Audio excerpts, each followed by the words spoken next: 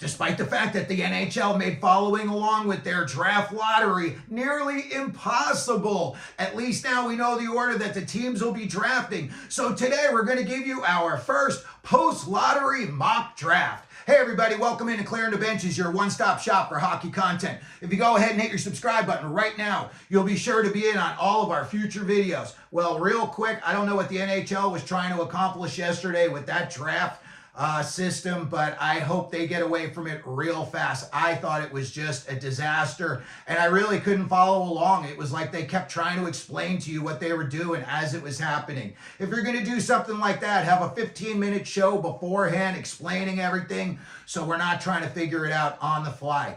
But a big surprise did come out of yesterday, and that is that the New York Islanders will be selecting #1 overall in this upcoming NHL draft in Los Angeles.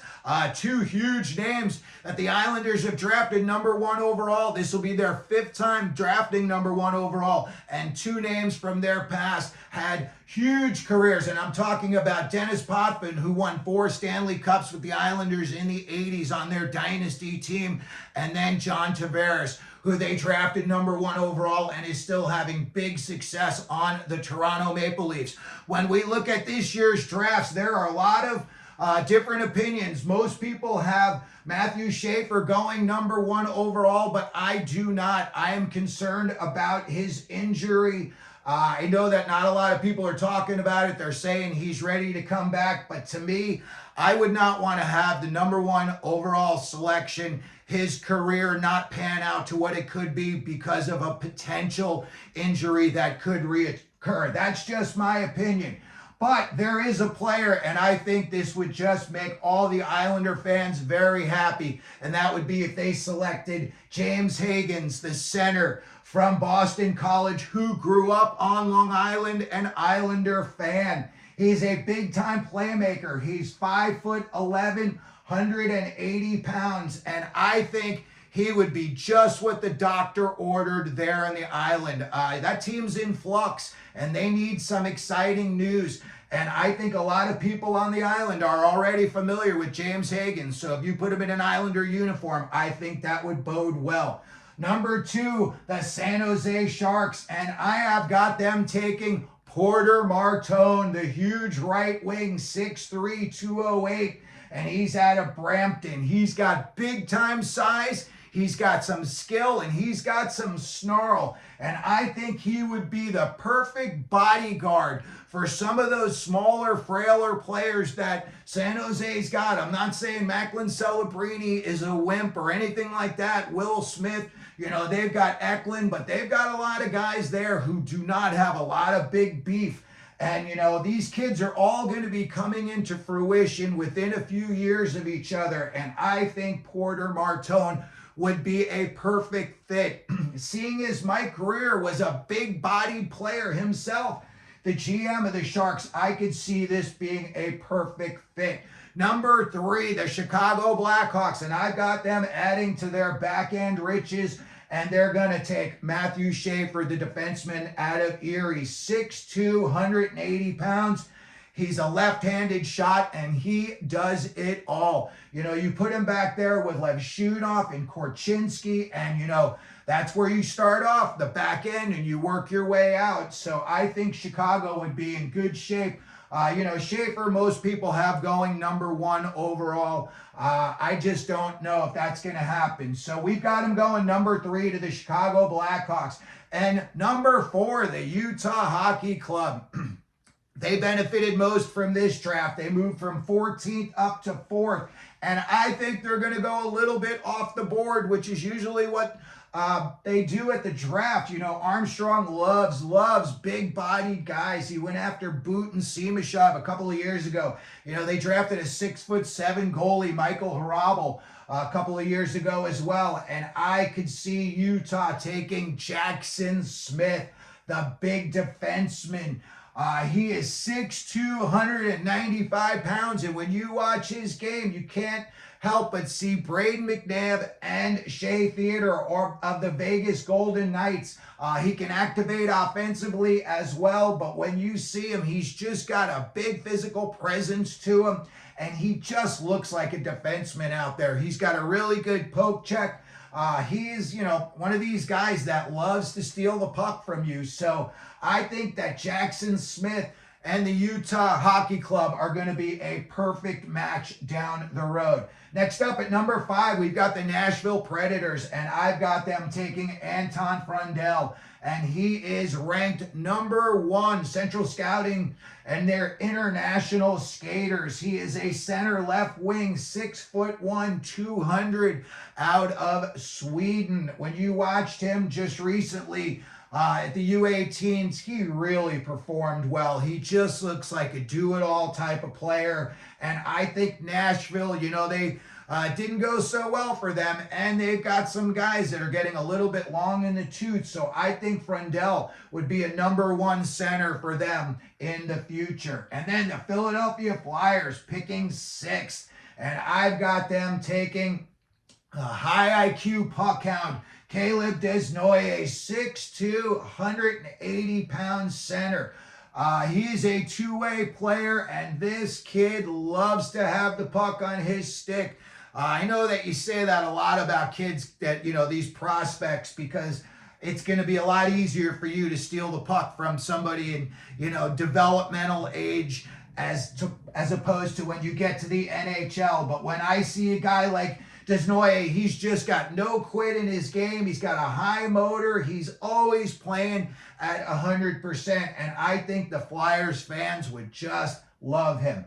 Next up, number 7, the Boston Bruins. And I've got them taking Michael Misa, who most people have. Some people have him going number 1 overall. Most people have him going number 2 to the San Jose Sharks. And for sure, no further down than number 3 at the Blackhawks. Except us. I've got him going number 7 to the Bruins. He's 6', 185-pound center out of Saginaw. This year, he had 66 goals. He's a do-it-all player. He's been talked about since he's 15 years old, and now that he's finally draft eligible, I know that the Bruins, they need to really upgrade their offense, and this kid can definitely score. He drives the offense, and I think he would be a player, seeing how much success a guy like Pasta had in Boston, I could see Michael Misa being a fan favorite in the future. Next up, I've got the Seattle Kraken taking hometown Seattle Thunderbirds defenseman Radim Murtaka, 6'6", 210-pound two-way defenseman. Again, high IQ. They say he reads the play very well. They say he just does it all. He uses his size and his stick to his advantage. They say he's very good at closing the gap on a guy on the rush. So, and you got to figure that the Kraken have been watching this guy for a while if he's right in their backyard. So I think that would be a perfect fit. And this would be the first time that the Kraken did not take a forward with their number 1 draft pick. Last year, they took Berkeley Catton, the high-flying forward. Next up, we've got the Buffalo Sabres. And in my opinion, this would be the first playmaker, big playmaker. They're saying could be the top playmaker in this draft. And I'm talking about Brantford center Jake O'Brien. They're saying that this kid is another kid. He's almost like a step ahead of the puck mentally. He's one of those guys, he can anticipate very well, and he's always in a good position to make a good play. And a team like Buffalo, they've got so much talent on that team that for some reason they just can't put it all together. So hopefully Jake O'Brien would be a big part of their future. Next up, Anaheim Mighty Ducks. And I think that they would be ecstatic and they would take Kashawn Aitchison, the big defenseman, 6'1", 200 pounds, and his NHL comp, Jacob Trouba, who plays for Anaheim. So this kid could learn from the best, when you're playing that physical playoff style of hockey, you're mostly stay at home. You're not really going to bring it offensively. But when guys come over the blue line, they've got to have their head up or they're going to get destroyed. And that is Aitchison. I could see a guy like Pat Verbeek foaming at the mouth to get him. 6'1", 200, team first player. Every scout says this is the kid you want on your roster. Number 11, we've got the Pittsburgh Penguins, and I could see them taking a very highly skilled winger, and that is Victor Eklund, 5'11", 160 pounds, but he plays big, and people say he reminds them of Seth Jarvis, who also is not the biggest guy, but plays very big. William Eklund's got an NHL shot and NHL speed right now. They're saying that it's not going to be long before you see him playing on an NHL roster and making an impact. So I think Victor Eklund would be a great fit for Pittsburgh. You got to admit, they're getting way long in the tooth. Malkin, Crosby, Rust. You got even Raquel's getting up there in age now. I think they got to put some new blood at the forwards, and I think this kid would be a perfect fit for them. Next, my beloved New York Rangers, and I would be very happy if they took Carter Bear, the center left wing, out of Everett. He loves to hit. He would be a Ranger fan favorite. He's also a very good penalty killer, can score shorthanded goals, and this year in his draft year, he had 82 points in just 56 games. So I think, the Rangers, they've got a lot of offensive prowess coming up, with Perreault, and you've got Brennan Othman, Berard's been contributing. I think a guy like Carter Bear, and, Rangers are getting a little long in the tooth up front as well. So a center left wing, a guy you could move around, would be very valuable on your roster. Next, I've got the Detroit Red Wings taking a kid from right over the river in Windsor. And that is Jack Nesbitt, the big 6'4", 185-pound center. And his NHL comp, Jamie Benn of the Dallas Stars. He hits and makes plays. They say this kid's got such good offensive upside to him. Again, they say he's just a grinder, and he is just, they say even though he's 6'4", he looks bigger out there. So the Red Wings, I look at them, you got, guys like Lucas Raymond, you got a couple of guys that aren't such, bigger presence. And, they do have some guys and like Rasmussen up there. I could see a guy like Jack Nesbitt fitting in perfect. And again, you got to think the Red Wings have been keeping their eye on him as he's right over the river in Windsor. Next up at number 14, we've got the Columbus Blue Jackets. And this is a name that was supposed to be way higher up on the list. Some people even had him going number 1 overall a few years back. And I'm talking about Roger McQueen. This kid is 6'5", 200 pounds, but he had a back injury.